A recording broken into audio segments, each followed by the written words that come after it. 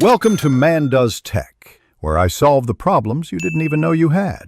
In this video, I will show you how to make delicious carne asada burritos. First, let's prepare our carne asada. Marinating the steak is crucial for tender, flavorful results. Combine orange juice, lime juice, soy sauce, and a blend of spices like cumin and chili powder.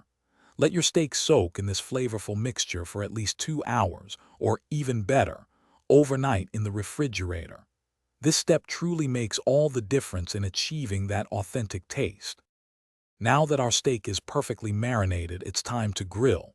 Preheat your grill to a high temperature, around 450 degrees Fahrenheit, to get a nice sear.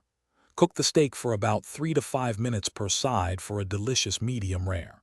Remember, don't overcook it. Once done, let the meat rest for at least 5 minutes before slicing. This allows the juices to redistribute, ensuring every bite is incredibly tender and juicy. While your carne asada rests, let's prepare the essential fillings for our burritos. First, warm your large flour tortillas.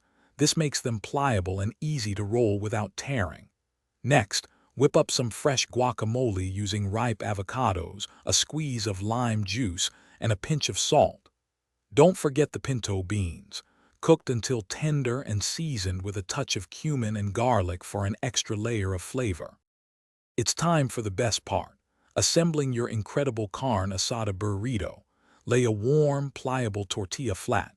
Spread a thin layer of your seasoned pinto beans or creamy guacamole as a base. Then pile on about 4 ounces of your perfectly sliced carne asada.